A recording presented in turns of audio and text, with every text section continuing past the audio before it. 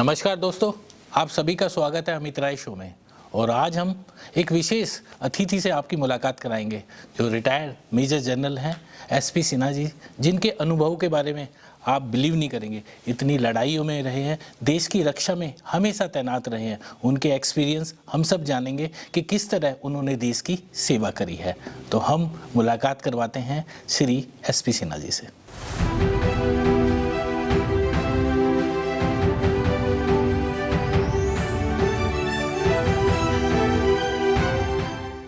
Sinha sir, आप सबका स्वागत है अमित राय शो में। और सर, ये जानना चाहते हैं आपसे कि आपका इतना एक्सपीरियंस है आर्मी के बारे में, आज के टाइम में हमारी जो डिफेंस है वो कितना मजबूत हो गया और भारत में क्या चेंज हुआ है सर इसका? देखिए, सबसे पहले आपको समझने की ज़रूरत है कि देश सशक्त कैसे होता है, मजबूत कैसे होता है।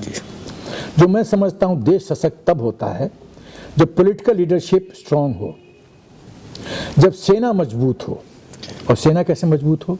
सेना मजबूत हो जब सेना की जो training, operational plan, moral, welfare, equipment और जो ऑथराइजेशन है। जैसे मैं कहना चाहता हूँ, एक छोटा सा उदाहरण देना चाहता हूँ। इंडियन एयरफोर्स में 42 जेट फाइटर स्क्वाड्रन्स ऑथराइज हैं। आज की तारीख में 31-32 हेल्ड हैं। और 31-32 में से MiG-21 निकल जाएगा बहुत जल्दी। बाकी 2 MiG कैटेगरी के और निकलने वाले हैं। तो आपके पास बढ़ जाता है करीब 25-26।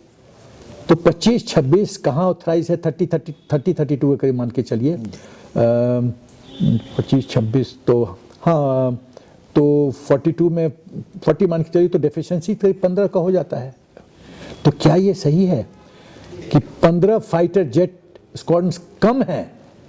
टू फ्रंट वॉर सिनेरियो की बात करें तो उसके मद्देनजर रखते हुए यदि 15 फाइटर जेट स्क्वाड्रन्स यदि कम हैं तो हम लड़ेंगे कैसे? तो यदि इंडियन एयरफोर्स को 25 फाइटर जेट स्क्वाड्रन्स बच जाता है तो two front war scenario, that means China front, Pakistan front पे हमको यदि 42 चाहिए, तो क्या ये सही है बंदोबस्त? तो भूतकाल में क्यों नहीं उनको पूरा दिया गया? और अभी रफाल खरीदने के लिए 2010 में प्रक्रिया शुरू हुई थी। AON, एक्सेप्टेंस ऑफ नेसेसिटी, निकाला गया था। और 2011-12 में 11 घोषित हो गया। 11 मतलब लोएस्ट रफाल। देखिए, जो कोई परचेज होता है, एक होता है टेक्निकल इवैल्यूएशन, एक होता है एक प्राइस इवैल्यूएशन। तो टेक्निकल इवैल्यूएशन में तो 2-3 लोग क्वालिफाई किए थे, 2। तो प्राइस में L1 था रफाल। तो जब 2012 में L1 घोषित हुआ तो सप्लाई ऑर्डर क्यों नहीं प्लेस हुआ? होना चाहिए। 2014 मई-जून तक तो आप थे, क्यों नहीं सप्लाई ऑर्डर प्लेस किया? जबकि CFA हो गया था। CFA competent financial authority approval. CFA approval last step है। उसके बाद साइलेंस में चले गए। तो एंटनी जी से किसी ने पूछा कि आपने सप्लाई ऑर्डर क्यों नहीं प्लेस किया? तो हमारे पास पैसा नहीं था। कमाल है, आपके पास पैसा नहीं था तो 108 फाइटर जेट का आपने ग्लोबल टेंडर क्यों निकाल दिया? हमारे बिहार में कहावत है, पैसा न कौड़ी, बीच बाजार में दौड़ा दौड़ी। पैसा नहीं है पॉकेट में और मॉल में घूम रहे हैं शॉपिंग के लिए। ये क्या मुझे आपने इसलिए सप्लाई ऑर्डर में प्लेस किया तो मलाई नहीं पहुंचा था। ये दुख है इस बात का। मलाई पहुंच जाता तो सप्लाई ऑर्डर प्लेस हो जाता। और जब G2G basis, government to government basis पे ट्रांजैक्शन होता है तो उसमें पैसा एक्सचेंज नहीं कर सकता है। कोई पैसा एक्सचेंज के लिए आपको मिडलमैन चाहिए और सरकार मिडलमैन रखेगी नहीं। जब मिडलमैन रखेगी तो पैसा जाएगा नहीं। तो जो लोग बोलते हैं G2G बेसिस में भी हो सकता है, अरे नहीं हो सकता। ब्लैक मनी को कन्वर्ट करने के लिए आपको मिडिल में, बीच के दलाल की जरूरत है। वो पॉसिबल नहीं है इस ट्रांजैक्शन में।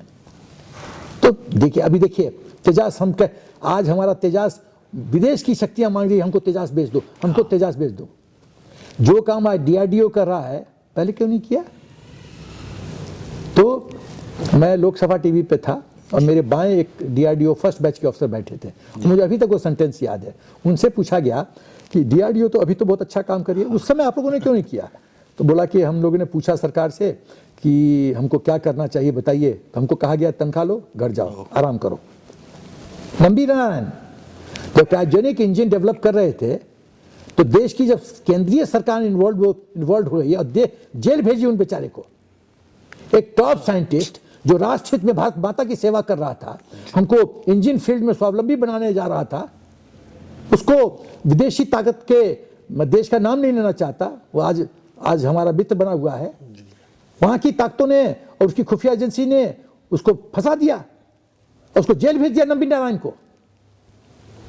धिक्कार है ऐसे सरकार पे जो भारत माता की सेवा करते हैं सेल्फलेसली, उसको आप जेल भेज देते हो। आप नंबर ऑफ साइंटिस्ट देखो कितनों की हत्या हुई है इस देश में जी। क्या देश की खुफिया एजेंसी को नहीं पता है? चूड़ी पहन के बैठे हुए हैं। तो मैं कह रहा था कि देश सशक्त कैसे होता है जी। प्रधानमंत्री टफ, सेना सक्षम, सेना के पास state of the art technology, morale high, operation planning totally confidential, full proof, contingency planning full proof, अंतर्राष्ट्रीय स्तर पे मित्र दोस्तों के साथ समझौता बातचीत, कुछ पंगा हुआ तो तुम मेरे साथ खड़ा रहना जी। कितना दिन वॉर चलेगा उसकी प्लानिंग, ऑर्डिनेंस के डिपोज में उतना एम्यूनिशन, उतना सामान, सब कुछ अवेलेबल होना चाहिए। यदि हम सामान 2 महीने का रखते हैं, लेकिन यदि मान लीजिए 6 महीने का वॉर होगा तो सामान होना चाहिए ना, नहीं तो यूक्रेन की तरह लफड़ा हो जाएगा। रशिया को भी अभी मिसाइल की कमी हो रही है कि उन्होंने सोचा नहीं था इतनी लंबी लड़ाई चली, अभी ईरान से मिसाइल ले रहे हैं। तो ये सब इन्वॉल्व है। और सबसे बड़ी बात कि देश के अंदर जयचंद ना हो, जो ये ना कहें हमको तवांग में ट्रुप्स का डिप्लॉयमेंट बताइए। अरे तू कौन होता है ट्रुप्स का डिप्लॉयमेंट जाने वाला? Who are you? ट्रुप्स का डिप्लॉयमेंट, ताकि तुम चीन को बताओ कि ये डिप्लॉयमेंट है। जब इस तरह से जयचंद हिंदुस्तान के अंदर रहेंगे तो उसके बावजूद यदि सेना अच्छा काम करती है और पॉलिटिकल लीडरशिप, आज हद विश्व में तीसरे शक्तिशाली देश है अमेरिका और रूस के बाद। चीन कुछ नहीं हमारे सामने। आर्थिक व्यवस्था में हम नंबर 5 पे खड़े हैं। हमने अभी ब्रिटेन को इंग्लैंड को हरा दिया। क्यों? आज देखिए जहां प्रधानमंत्री जी जाते हैं, अभी महाराष्ट्र गए, 68,000 करोड़ का ये गिफ्ट, वहां पर ये इंफ्रास्ट्रक्चर डेवलपमेंट हर एक स्टेट में जाके करोड़ों में बांटते हैं। पहले क्यों नहीं बटा? पहले पैसा कहां जाते थे? इस देश में सबसे बड़ा जो 2.5 फ्रंट वॉर सिनेरियो की सेना प्लानिंग करके बैठी है, एक चाइना फ्रंट, पाकिस्तान फ्रंट और हिंदुस्तान के अंदर रहने वाले जयचंद, उनके लिए भी हम तैयार हैं। सरकार ने इशारा दिखाया, हरी झंडी दिखाई, हमको पता है उनको कैसे चेपना है। तो हमारी जितनी डिफेंस मजबूत है, उसी में अभी जैसे G20 सम्मेलन होने वाला है सर, पूरी दुनिया की नज़र भारत के ऊपर है और हम एक मजबूत सेना है, आपकी तरह एक लीडरशिप है हमारे पास में, वो भी बहुत पॉजिटिव साइन लाएगा देश के लिए सर। एकदम। देखिए इस देश की सबसे बड़ी बीमारी रही है कि विदेश से यदि कुछ चीज़ का रिकॉग्निशन होता है तो हम बोलते हैं हाँ। रविन्द्रनाथ ठाकुर इतने बड़े कवि और फिलोसोफर, जब तक उन्होंने विदेश से उनको शाबाशी नहीं मिली तो हिंदुस्तान में कोई उन्होंने पहचाना नहीं। और जब विदेश से मिली तो भाई रविन्द्रनाथ ठाकुर से टैगोर हो गए, टैगोर हो गए, क्योंकि अंग्रेज लोग ठाकुर नहीं बोल पाते थे, ठाकुर क्या होगा, ठाकुर से टैगोर बन गए। तो सवाल ये है कि इस देश की एक कमजोरी है और ये हीन भावना किसने डाली? अंग्रेजों ने डाली, हमारा गुरुकुल सिस्टम। ये हमको तो मतलब बच्चों को पता नहीं कि कितना ये देश ज्ञान का सागर है। मिसाइल सिस्टम, आप महाभारत पढ़िए, सब कुछ तो वेपनरी जो आज देखने को मिल रहा है उससे बेटर वेपनरी मेंशन्ड है उसमें। उससे बेटर वेपनरी मेंशन्ड है कि अर्जुन ने क्या क्या इस्तेमाल किया। ठीक है, ये कल्पना की बात नहीं ना थी। आज साबित हो गया है कि महाभारत के टाइम में ब्रह्मास्त्र इस्तेमाल हुआ था, एविडेंस मिला है कहीं पे। तो सवाल है कि इतना बढ़िया देश, सोने की चिड़िया, लोगों ने बर्बाद कर दिया हिंदुस्तान के अंदर के जयचंदों ने, और उनको कुछ नहीं होता है। जेएनयू में हिंदुस्तान तेरे टुकड़े होंगे इंशाअल्लाह इंशाअल्लाह, और क्या होता है उनको? ये देश ऐसे चलेगा क्या? जिस थाली में खाते हो उसी में छेद करते हो, भारत माता के साथ विश्वासघात करते हो, ये चलेगा देश ऐसा क्या? तो भारत विश्व गुरु है अब, ऐसा माना जाता है, ऐसे फील किया जाता है। और ऐसा ये जैसे पूरी दुनिया के हम जाते थे सर, फ्रंट पे नहीं होते थे, आज हमारे देश फ्रंट पे रहता है, पूरी दुनिया उस बात को मानती है। एकदम। गुरु कौन होता है? गुरु होता है वो जिसमें सद्भाव हो, प्रेम हो, वात्सल्य हो, मार्गदर्शन करने की क्षमता हो, ज्ञान का भंडार हो, शक्तिशाली हो, अपनी इच्छाओं से पूरी तरह से रहित हो। सब गुण तो हिंदुस्तान में है। मैं एक वीडियो देखा हूं और बार बार मुझे कोट करता हूं मैं टीवी पे जब आता हूं जी कि मिस्टर बाइडेन, मोदी जी बैठे हुए हैं, मिस्टर बाइडेन उनको ऐसे ऐसे वेव कर रहे हैं। हाँ, और मोदी एक है प्रणाम मुद्रा और एक है आशीर्वाद मुद्रा। आशीर्वाद कौन देता है? जो बड़ा होता है। तो मिस्टर बाइडेन तो प्रणाम मुद्रा में है और मिस्टर मोदी आशीर्वाद मुद्रा में है। ये दिखाता है विश्व का सबसे शक्तिशाली देश का प्रेसिडेंट मोदी जी को सलाम कर रहा है। ये है हिंदुस्तान की पहचान। और वो लोग जो बोलते थे मोदी जी विदेश जाते हैं, क्या करते हैं, इतना पैसा खर्च करते हैं, देख लो आज देख लो कि G20 की प्रेसिडेंसी हमारे पास है, G7 भी हमारे पास है, देख लो। और जब कोरोना के समय पूरा विश्व बर्बाद हो गया था तो हमने स्वावलंबी तरीके से अपना वैक्सीन बनाया, उसमें भी पॉलिटिक्स हुआ। फिर फिजर का ले लो, अमेरिकन कंपनी है, क्या है। और अभी पता चल रहा है कि वो वैक्सीन एकदम बकवास वैक्सीन है और हमारा वैक्सीन कितना अच्छा है। चाइना का भी करंट में देखा ही गया कि किस तरह का हाल हो रहा है पूरा। अरे चाइना का भाई साहब, चाइना का तो सब कुछ डुप्लीकेट है, कोई चीज ओरिजिनल है ही नहीं। एक उदाहरण देता हूं, जब बालाकोट हमने स्ट्राइक किया जी तो पाकिस्तान के पास J-17 था, चाइनीज फाइटर जेट, क्यों नहीं इस्तेमाल किया? तो अपना सदाबहार दोस्त का सदाबहार फाइटर जेट F-16 क्यों इस्तेमाल किया? को पता है J-17 नहीं चलेगा, वो तो बकवास है। तो चाइना कुछ नहीं है, खाली चाइना का हुआ है मैन्युफैक्चरिंग हब होने की वजह से जो विश्व का सप्लाई चेन है उसको उसने कैप्चर कर रखा है। जिसके पास रोकड़ा वही शक्तिशाली है, रोकड़ा पे उसने हाथ पे कुंडली मार रखा है, उसी को तोड़ना है।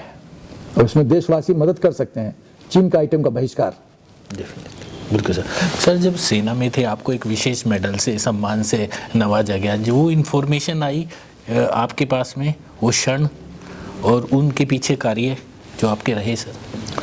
देखिए, पहली बात तो है कि जितना बढ़िया इंडियन आर्मी में परफॉर्मेंस ऑडिट होता है, परफॉर्मेंस ऑडिट मतलब है आपने क्या काम किया जी, उसको मूल्यांकन करके आपका प्रमोशन के चांसेस बनते हैं। और कोई भी सीनियर बाय एंड लार्ज मतलब फेयर होता है और मेरिट को देता, अवार्ड करता है, ऐसी बात नहीं है। और जब आप देखता है कि जिस गति से आप काम करते हैं, तो मैं एक ऑर्गेनाइजेशन में था और मेरे बॉस ने बुलाया और बोला कि एक इशू 14 साल से पेंडिंग है जी, तो इसको सॉर्ट आउट करो रिपब्लिक डे से पहले, मैं अनाउंस करना चाहता हूँ। मैंने कहा सर, जो 14 साल से पेंडिंग है वो कैसे संभव है साहब? बोला मुझे नहीं पता, मेरी आत्मा कहती है तू कर सकता है, कर। फिर मैं मिनिस्ट्री ऑफ डिफेंस भागा, फिर अंडर सेक्रेटरी से बातचीत की, तो उनका नाम नहीं लूँगा बट उन्होंने बंगाली में मुझे बोला होबे ना, तो हमने कहा होबे तो होबे करके फिर मैंने कहा दादा अब बताओ, रास्ता बताओ। उसने मुझे बताया, मैं उस रास्ते पे चला, ब्यूटीफुल नोट्स बनाए, और आपके जान को खुशी होगी 25 दिन में गवर्नमेंट सैंक्शन लेटर मैंने अपने बॉस को दिखा दिया। 25 दिन, कहाँ 14 साल, कहाँ 25 दिन। तो बॉस ने मुझे chief of army staff commendation card दिया, और एक बार नहीं 3 बार। वो ऐसे हवा में तो नहीं दिया ना, वो तो मेरे बॉस साउथ इंडिया के थे, मैं तो बिहार का था, तो मेरा उनमें क्या सामंजस्य, एक्सेप्ट कि काम बोलता है। तो जो मैं बॉस के दफ्तर में गया और डीजीएल मेरे हाथ में था, तो मेरे मुंह पे मुस्कुरा तो नहीं सकते सीने के सामने, बट थोड़ा सा खुशी था। तो उन्होंने उसको भांप लिया, कहा लगता है तुम डीजीएल ले आए हो, मतलब ड्राफ्ट गवर्नमेंट लेटर ले आए हो। मैंने कहा हाँ सर, मुझे याद है, वो लेफ्टिनेंट जनरल थे, मैं उन दिनों कर्नल था। अपने सीट से निकले और मेरे को आके पीठ थपथपाया और कहा तुम्हारा भविष्य सेना में उज्जवल है, तुमको फौज में ऊपर जाना चाहिए, फौज को तुम्हारे ऐसे अफसरों की ज़रूरत है। मैंने कहा thank you sir, thank you for the blessing, salute मारा, चल दिया। ये होता है। वो 25 दिन मैंने क्या क्या काम किया, कहाँ बाई हैंड फाइल्स मूव किए, फिर फाइनेंस, एमओडी फाइनेंस को उनको कन्विंस करना पड़ा। वहाँ हर एक लोअर लेवल पे अड़चन 14 साल हो गया, आप नया चीज़ क्यों करवा रहे हैं, ऐसे कैसे होगा, वैसे कैसे होगा, किंतु परंतु वाले बहुत लोग होते हैं, सबको कह रहा है अरे भाई इसमें प्रॉब्लम क्या है, समझाना, शांत करना, तब क्लियर करवाना। सब सिंगल हैंडेडली मैंने किया था, सिंगल हैंडेडली कर दिया। ऐसे ही होता है, ये तो एक उदाहरण दिया, ऐसे जिंदगी में बहुत काम आए, किया। देखिए जब आपको विश्वास है, ईश्वर पे विश्वास है, निष्ठा है और काम करने का वो जुनून हो, तो कोई भी दीवार तोड़ने से आपको रोक नहीं सकता। आप तोड़ दोगे, दीवार तोड़ दोगे आप, यदि चाहोगे तोड़ना तो। ये है। आजकल जैसे हमारे रक्षा मंत्री जी हैं, हर मौके पे सेना के साथ में खड़े रहते हैं, छोटी से छोटी बात में वो अपने इनपुट देते हैं। तो अभी ये सेना में बहुत ज़्यादा बदलाव ला रहा है ये चीज़ें सर। देखिए ऐसा है, मेरे ख्याल भूतकाल में सेना से भय था कि सेना टेक ओवर कर ली तो देश का प्रजातंत्र खत्म हो जाएगा। सेना, भारतीय सेना ऐसी नहीं है जी। इंदिरा गांधी ने तो जनरल रैना को ऑफर किया था जब बाबू जयप्रकाश नारायण का संपूर्ण क्रांति चल रहा था, तो जनरल रैना ने तो रिफ्यूज कर दिया कि मैडम पॉलिटिक्स हमारा काम नहीं है, ये आपका डोमेन, आप संभालो, हमारा काम है बॉर्डर सुरक्षित करना, उसके लिए हम तैयार हैं, तो उसमें कोई समस्या है तो बताओ, इंटरनल हम सॉरी मैं कुछ नहीं कर सकता, मैं टेक ओवर नहीं करूंगा। तो हमने तो साबित किया है कि तो हम अपॉलिटिकल आर्मी हैं, हमको सत्ता नहीं चाहिए, हम तो भारत माता की सेवा करने के लिए पैदा हुए हैं, हमने साबित किया है। तो सवाल ये होता है कि जब इस तरह की सेना हो तो सेना को जरूरत है कि सेना के चीफ्स को लगना चाहिए कि प्रधानमंत्री का आशीर्वाद है। तो वो कैसे पता चलता है? जब हर एक दिवाली में मोदी जी सेना के साथ जाके समय बिताते हैं, जी। हर एक साल आप देखो। बिल्कुल सर। तो क्या आप दिवाली किसके साथ मनाते हो? जिसको परिवार समझते हो। जी। गांव जाते हो परिवार के साथ, दिवाली छठ बिहार में मनाते हैं। बिल्कुल। तो जब दिवाली आप बनाते हो सेना के, मतलब आप कह रहे हो कि सेना मेरा परिवार है। जब सेना मेरा परिवार है तो सेना का मनोबल सोचो क्या होगा कि प्रधानमंत्री जी हमारे, जो जवान मोदी जी के साथ ऐसे फोटो खिंचाया होगा वो मरते दम तक बोलेगा देखो मोदी जी के साथ मेरा फोटो है, देखो उसका सोचो, उसका मोरल फैक्टर कितना हाई होगा। ये फर्क है। जब प्रधानमंत्री जी, रक्षा मंत्री जी ओपन टू सजेशन है, जी। सेना आज की तारीख में एकदम जो भी सुझाव देती है उसको बहुत गंभीरता कैसे लिया जाता है। कल पठानिया को मिशेल सेक्टर में गोली चलाने पे जेल और अब सेना का सम्मान, तो फर्क तो पड़ेगा ना, परफॉर्मेंस में फर्क पड़ेगा। पॉलिटिकल लीडरशिप में और सेना में समन्वय होना चाहिए, तालमेल होना चाहिए, म्यूचुअल कॉन्फिडेंस होना चाहिए, विश्वास होना चाहिए। जैसे ये जो फिंगर होता है, मुट्ठी होती है, मुट्ठी की शक्ति बहुत ज्यादा होती है। तो मुट्ठी में पॉलिटिकल लीडरशिप और सेना इन्वॉल्व है तो मुट्ठी हो गया, बहुत स्ट्रांग गया। पहले एक फिगर, वो फिंगर से काम नहीं चलता है, उसी का फायदा चीन पाकिस्तान उठाते रहे हैं। हाँ। तो इसीलिए आज की तारीख में जो समन्वय हुआ है वो बहुत ही बढ़िया है। और देखिए कुछ लोगों को कुछ सब्जेक्ट पे प्रॉब्लम है, अग्निवीर पे कुछ लोगों को प्रॉब्लम है, लेकिन ये सब उसमें ज़्यादा महत्व नहीं रखता। ओवरऑल ये है कि सेना का सम्मान हो रहा है जी। और टैक्टिकल और ऑपरेशनल फ्रीडम सेना को दिया गया है जो कि पहले नहीं था। ये सबसे बड़ी बात है। पहले सर हर सेना के एक प्रमुख अपनी बात सरकार तक रखते थे, बीच में ऐसा कोऑर्डिनेशन नहीं था कि तीनों एक ही प्लेटफॉर्म पे हो। सरकार ने एक बहुत बड़ा कदम उठाया है, कोऑर्डिनेशन किया है। ये सर आपके नज़रिए से देखिए, चीफ ऑफ डिफेंस का कॉन्सेप्ट कई देशों में है, सेकेंड वर्ल्ड वॉर में भी देशों में था CDS कॉन्सेप्ट जी, और ये अच्छा कॉन्सेप्ट है। आप एक चीज बताइए कि गांव में 2 मुखिया क्यों नहीं होते हैं, एक मुखिया क्यों है? ताकि वो टाइमली डिसीजन ले सके और सारी एक फोकस पॉइंट होना चाहिए इंटरेक्शन के लिए। जी। प्रधानमंत्री 10 आदमी से 3 आदमी से थोड़ी डील करेगा, कर सकता है, बातचीत कर सकता है, नो प्रॉब्लम। लेकिन कोऑर्डिनेशन के लिए एक सिंगल पॉइंट अथॉरिटी चाहिए जो प्रधानमंत्री रक्षा मंत्री के साथ कोऑर्डिनेट करे, यहाँ की बात यहाँ पहुंचे, यहाँ से यहाँ पहुंचे, यहाँ से यहाँ पहुंचे, यहाँ से पहुंचे। वो जो कोऑर्डिनेशन है ना, मैनेजमेंट में कहा जाता है coordination is the essence of management. तो मैनेजमेंट का प्रिंसिपल्स है, तो यदि एसेंस ऑफ मैनेजमेंट है तो कोऑर्डिनेशन, तालमेल कैसे बढ़िया हो? तालमेल बढ़िया होगा जब सरकार एक बिंदु से, एक पावर सेंटर से कोऑर्डिनेट करे, बातचीत करे। बातचीत करने के लिए तीनों चीफ से कर सकते हैं, बट कोऑर्डिनेशन की जिम्मेवारी एक को दे कि तुम भाई तीनों का फीडबैक लेके थाली में परोस के मुझे बताओ राष्ट्र हित में क्या है, तब बढ़िया होगा। तीनों का विचार लो, फिर तीनों विचार में थोड़ा डिफरेंस ऑफ ओपिनियन होगा, उसको कौन सॉर्ट आउट करेगा? अब CDS जो है वो तीनों को विचार, 3 इनपुट्स, अच्छा ये करो, अच्छा भाई ऐसा नहीं, ऐसा एडजस्ट करो, फाइनल हम गवर्नमेंट को ये देने जा रहे हैं, राइट सर हो गया, राइट सर हो गया, खत्म। सरकार को 1 पॉइंट प्रोग्राम जाता है, ये अच्छा है, option A, option B, option C, आप फैसला लीजिए। सरकार फैसला लेके हम कर देते हैं। तो ये कहानी है। तो इसीलिए आज की तारीख में कोऑर्डिनेशन बहुत अच्छा हो रहा है जी। और जैसे बॉर्डर्स हैं हमारे वो मजबूत हुए हैं, जैसे होता है सर्दियां आ गई हैं, पेट्रोलिंग कम हो जाती थी और मुल्क के पड़ोस के जो देश हैं ऐसे में गतिविधियां करते थे, उसमें भी काफ़ी बदलाव देखने में बहुत बदलाव। मिस्टर जॉर्ज फर्नांडिस जी ने 73 स्ट्रेटजिक रोड्स की कल्पना की थी। 12 साल में खाली 8-10 स्ट्रेटजिक रोड्स बना था। क्यों बना उतना ही? क्यों बना? उस समय की सरकार जवाब दो, क्यों खाली 8-10 बना 12 साल में? हम मोदी जी के आने के बाद 95% रोड्स बन गया, इनफैक्ट हो सकता है 98% बन गया है जी। तो गति कैसे आ गई? DRDO का फाइनेंशियल पावर्स कई गुना बढ़ा दिया गया। पहले फाइल आता था दिल्ली में फाइल आता था, उसको तराजू पे तोला जाता था, मलाई कैसे ज़्यादा मिलेगा, तो देरी होती थी। अब वो मलाई फैक्टर है ही नहीं। वो DRDO का जो चीफ है वो खटखट अप्रूव करता है, खटखट काम होता है। जो लोकल वहाँ कमांडर्स है CFA वो फैसला लेते हैं। यदि आपको सब्जी खरीदने का फाइनेंशियल पावर घर की गृहिणी दे देती हैं तो आप जाके ले लो, कि आगे पूछेंगे नहीं, पहले रेट पूछ के आओ, मेरे से पूछो, फिर जाएंगे आप खरीदने। कितना टाइम वेस्ट होगा? 2 घंटा।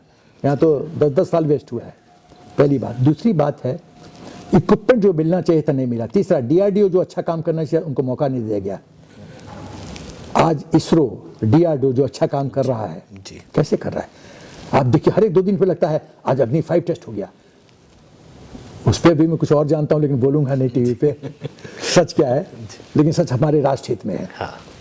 आज ये मिसाइल टेस्ट हो गया, आज ये मिसाइल टेस्ट हो गया। हर एक 6-7 दिन पे एक टेस्ट हो जाता है। पहले क्यों नहीं होता था?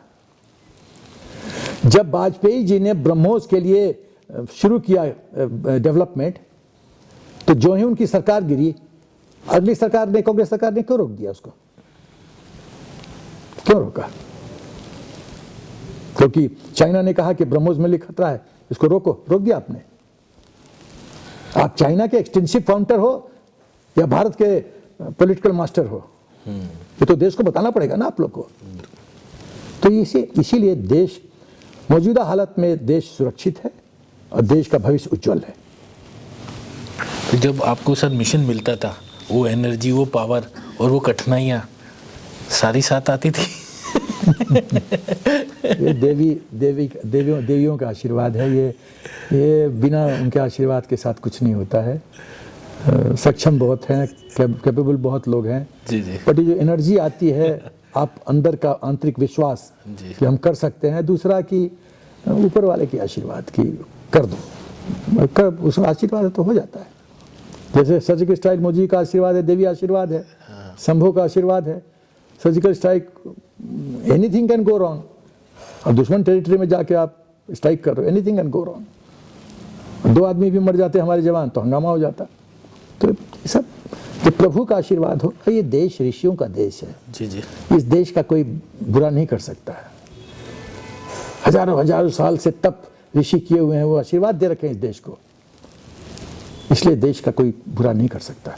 देर सवेर हम विश्वगुरु बनेंगे, हम विश्वगुरु बन ही रहे हैं। सर, आप कहीं लड़ाई में या जैसे इतने वॉर्स होते थे देश के बॉर्डर पे या इनसाइड में, और आप टास्क में, तो आपको कभी कुछ ऐसी घबराहट हुई, कहीं महसूस हुआ, परेशानी हुई है कि ये कैसे सोल्व होगा? कभी ऐसे क्षण भी आए हैं सर? ऐसा देखने को भी मिलता है क्या? 2 उदाहरण। एक उदाहरण, जब मैं सेकंड लेफ्टिनेंट था जी, तो हम लोग एक्सरसाइज के लिए गए थे, तो मैं एक पेट्रोलिंग टीम को बॉस बन के गया था पेट्रोलिंग के लिए जी। और पाकिस्तान बॉर्डर पे हम लोग थे जी। और मैं उतना, मुझे अनुभव नहीं था उस समय, स्टार्स नेविगेशन का उतना ज्ञान नहीं था। मैं पाकिस्तान के अंदर घुस गया। तो मेरे हवलदार ने कहा कि सर, लगता है हम लोग पाकिस्तान में हैं। तो मैंने कहा यार, बंता सिंह क्या नाम था, नाम बोलो, सरदार था। तो मैंने यार, यदि सर पाकिस्तान में है तो बहुत कष्ट है भाई। बोला सर ठहरो, मेरे को अपना दिमाग लगाने दो। तो एक तरफ सामने में एक बहुत दूर एक लाइट दिखाई दे रही थी, टिमटिमा रही थी, एक बाएं साइड में थी। तो मेरा जो हवलदार था, सरदार था, तो मैंने कहा नाम मैं भूल रहा हूँ, बट फॉर मोमेंट समझे वो संता सिंह जी बोला संते ए साइड पाकिस्तान हैगा या ए साइड? बोला साहब जी साडा आत्मा कहता है इत्थे ए साइड अपनी हिंदुस्तान है, वो पाकिस्तान है। अब देखिए वो बड़ा डिसाइसिव मोमेंट था, यदि गलत मैं झोपड़ी में जाऊँ तो हम सबके सब अरेस्ट होंगे, जी वो बहुत जल्दी वो लोग हरकत में आ जाएगा, हम लोग पकड़े जाएंगे। खैर मेरे को भी लगा कि बाएं साइड मुझे, मैं भी आंख मूंद कर कहा प्रभु तारा मार्गदर्शन कर, तो बाएं साइड गए। फिर हमने कहा कि पूरे पहले उस झोपड़ी को घेर लो। तो 10 जवान थे, तो 8 को मैंने कहा तू कर हवलदार, तू मेरे साथ था, खटखटा। अब पंजाबी भी गल करी, बात करना पंजाबी में। तो बोला कि खटखटाया उसने, अंदर से आवाज़ आया, कौन? बोला फौजी। उठर, तो बाहर निकला, कौन फौजी? बोला हिंदुस्तान फौजी। ओ आओ जी प्राजी आ जी। तो कहा हिंदुस्तान? हाँ हिंदुस्तान, वेरी गुड। तब जान में जान आया कि हम लोग गलत नहीं मतलब डिसीजन लिए।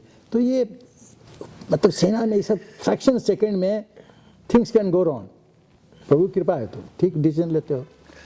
टाइमिंग जो है ना डिसीजन का फौज में बहुत इंपॉर्टेंट है, जी। बहुत इंपॉर्टेंट है।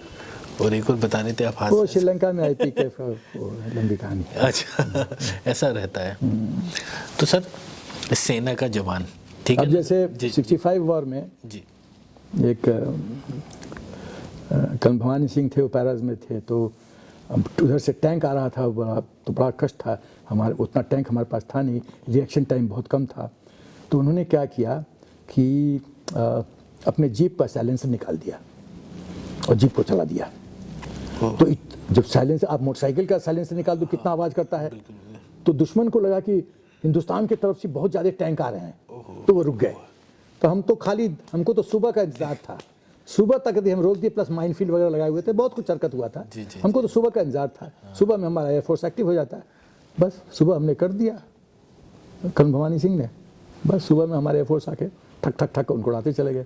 वो तो हमारा खाली जीप था, चले तो निकला हुआ था। तो ये जो बुद्धि है, ऑन द स्पॉट क्या फैसला लेते हो, ये लड़ाई में बहुत इंपॉर्टेंट फैक्टर है। जी जिसमें फील्ड मार्शल रोमेल भी बहुत ही परिपक्व थे, बहुत ही सक्षम थे।